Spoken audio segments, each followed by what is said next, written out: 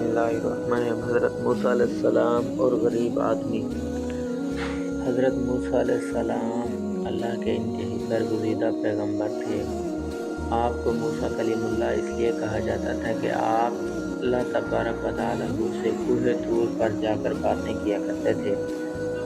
آپ کا ایک امتی تھا جو بہت زیادہ غریب تھا۔ اس کے گھر کئی روز بھاکے رہتے تھے۔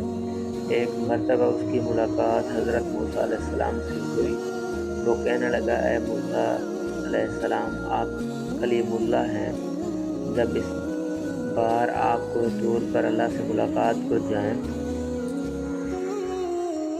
تو آپ میری طرف سے اللہ تعالیٰ کو عرض کریں کہ میرے آنے والی زندگی کا سارا رزق مجھے ایک ہی بار عطا کر دے تاکہ میں اچھی طرح زندگی گزار سکوں۔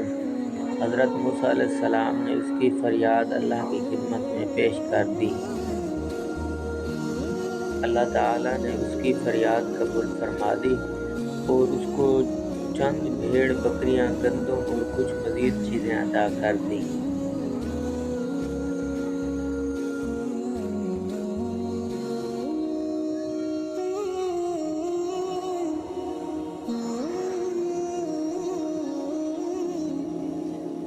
اس کے بعد حضرت موسیٰ علیہ السلام اپنے روزانہ کے کاموں میں لگ گئے۔ پھر کچھ عرصہ گزرنے کے بعد حضرت موسیٰ علیہ السلام کو وہ بندہ یاد آ گیا۔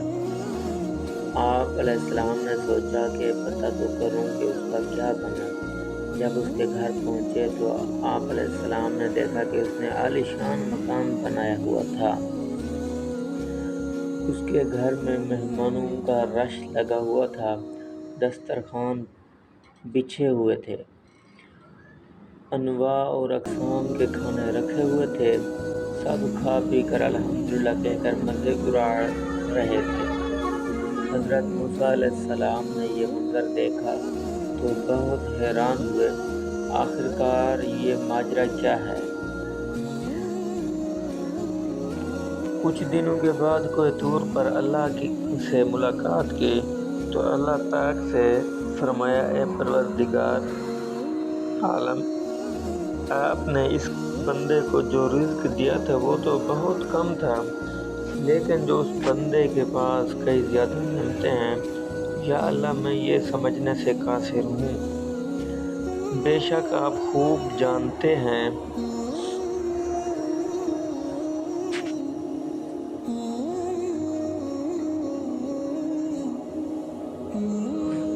اللہ تعالیٰ نے فرمایا، اے موسیٰ، بے شک وہ اس رزق کو اپنی ذات پر استعمال کرتا تو اس کا رزق بس وہی تھا جو اس کو ہم نے دیا تھا۔ میرے اس بندے نے میرے ساتھ نفع کی تجارت کی ہے۔ موسیٰ علیہ السلام نے فرمایا، اے میرے پروردگار، یہ نفع کی تجارت کیا ہوتی ہے؟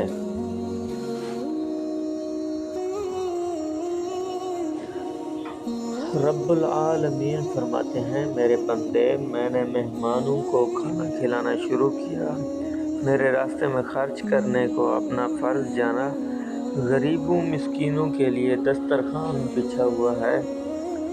بچھا دیے، اور میرا جو دستور ہے، جو میری راہ میں 1 روپیہ خرچ کرتا ہے تو میں اس کو 10 گنا زیادہ دیتا ہوں، کیونکہ مجھے اس سے تجارت میں اس کو نفع زیادہ ہو گیا، اس لیے اس کے پاس مال اور دولت بے تحاشا ہو گیا ہے۔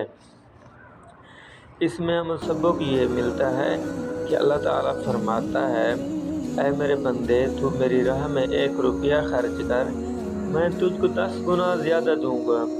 لیکن ہمارا ایمان اور پھوٹا یقین یہ ہے کہ ہم اللہ کی راہ میں دینے سے کتراتے ہیں، اور جب کوئی سوالی ہم سے سوال کرتا ہے تو ہم اپنی جیب میں نوٹوں کی بجائے سکے تلاش کرتے ہیں۔ اللہ تعالیٰ ہمیں ان باتوں کو سمجھنے کی توفیق عطا فرمائے۔ آمین یا رب العالمین، آمین۔